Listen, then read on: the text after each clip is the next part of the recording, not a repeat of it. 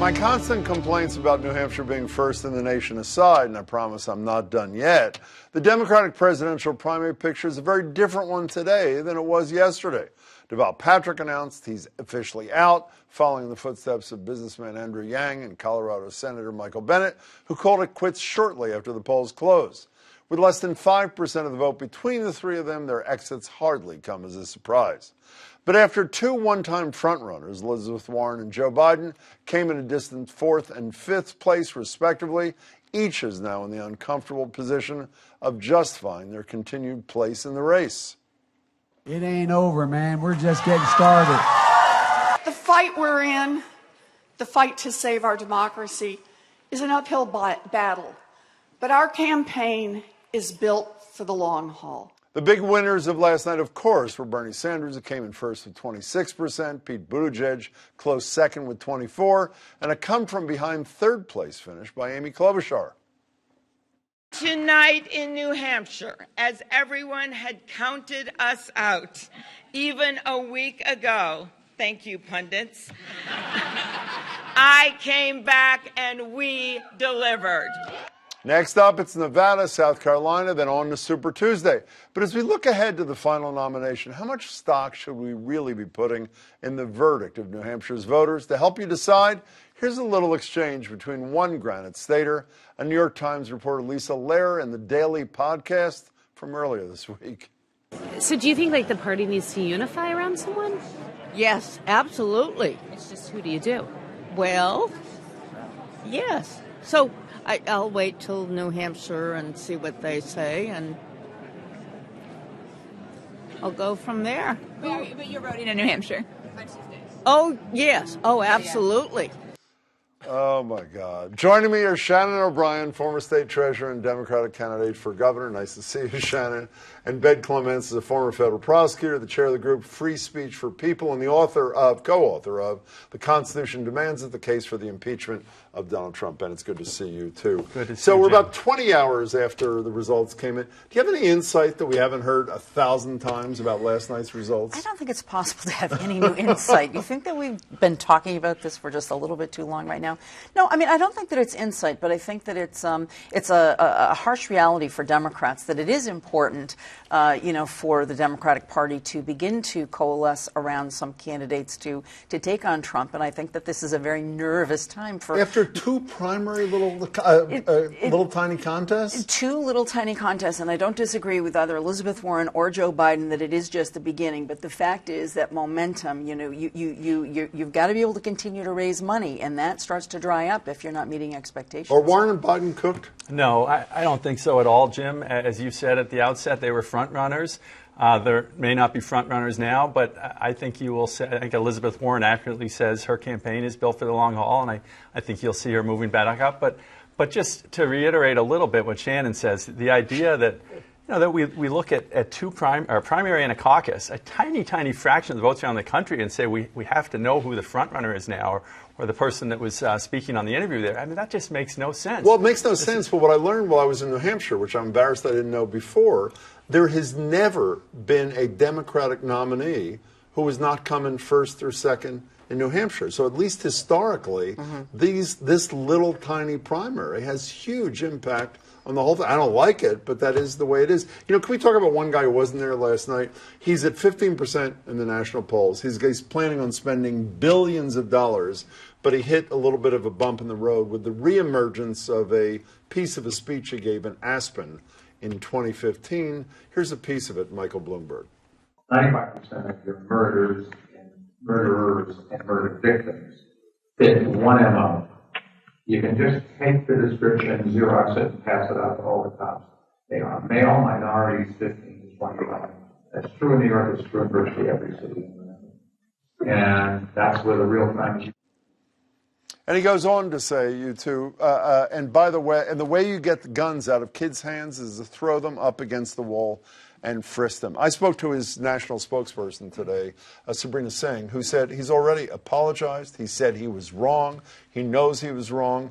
Is that enough here or no? I don't know if it's enough here, but I certainly think that any candidate, he's never been vetted before, the way he's going to be vetted now that it looks like he had a pretty tough job before. He had a pretty tough job, but it's a completely different ballgame from when he was mayor to what it is like now with social media and the intensity of a presidential Is it enough race. to, I mean, this is sort of racial profiling and textbook racial Sort of. profiling. Yeah, I would agree. Take issue with the sort of. Yeah, okay, This yeah. is blatant racial profiling. It's a blatantly offensive comment that he made. But what's worse is it wasn't an isolated comment. That was reflected in his stop-and-frisk policy. And the idea that his apology, now that he's running for president, is enough, I just don't see it. I mean, there were reports, there were analysis done showing how discriminatory and ineffective that racial profiling stop-and-frisk policy was years ago, and he defended it. He would not let it go until he decided he was running for president, and now he says, I'm sorry, too late in my So view. you're suggesting he doesn't overcome it? Is that where you're going? I don't think he should.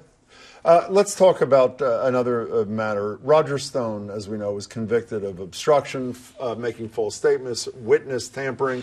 Federal prosecutors recommended 7 to 9 years. As we all know now, they were overruled by their bosses, which followed, coincidentally, of course, the President of the United States saying there was a horrible miscarriage of justice. To their credit, 4 men of principle, 4 resigned from the case, 1 resigned from the Justice Department altogether. How often, you're a former prosecutor, how often does it happen that the higher-ups overrule the sentencing recommendations of the people on the ground in a case? Jim, I was a federal prosecutor for 7 years. I've been a defense attorney dealing with the Justice Department for many more years than that.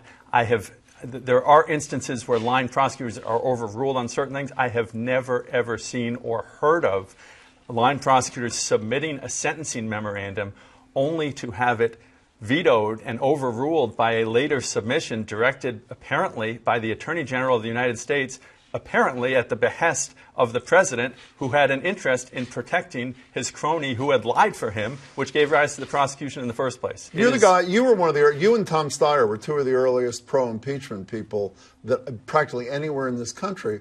The Democrats lost. Essentially, Trump can do whatever he pleases on any front, can he not?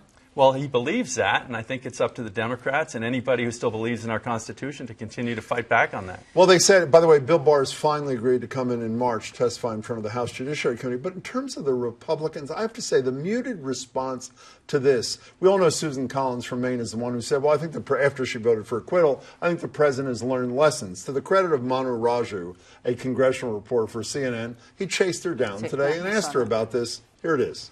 Do you think there's any lessons that he learned from being impeached? I don't know which actions you're referring to. I've made very clear that I don't think anyone should be retaliated against. You learned any lessons? And why, in all the years that since George Washington was inaugurated as our first president, that we have never removed a duly elected president. You said that the president learned his lesson. Do you think he learned any lessons? She had to go eat lunch. I assume her lunch was getting... are you stunned? Maybe I'm naive. I'm not stunned because not one Republican is willing to speak out against this kind of interference? And I think that they're going to pay a price for this. I think that this especially has, a significant impact on the race to win back the United States Senate, to hold on to the House. It's right after the Mueller investigation, was released, and they were not able to bring charges against the president, partially because of obstruction, just as Roger Stone is being convicted of right now. Right after that, he tries to extort, Ukraine for 1 day later. 1 day and then days after he's acquitted in the Senate, he's doing this again. I just think it makes them look like fools for supporting Why him. do you think it's going to move even one Trump voter? The Saturday Night Massacre almost 50 years ago led to the removal of a president. The Friday Night Massacre with Vindeman and Sondland and Vindeman's brother, is there even one mind that was moved? I think that there will be people like Susan Collins who will, I think that she has just made herself look so embarrassing through this whole process. What's the impact as a prosecutor when you know that if you do what you think is right in a political prosecution, but you also know the President of the United States might weigh in with your boss to say that ain't going to happen. Is there not a chilling effect on the work you do? Of course there is. It's demoralizing, it's chilling, and it has the effect that Trump's and Barr's obstruction does more broadly. It intimidates those prosecutors from doing their jobs properly, just as they've intimidated public officials from testifying, from challenging them.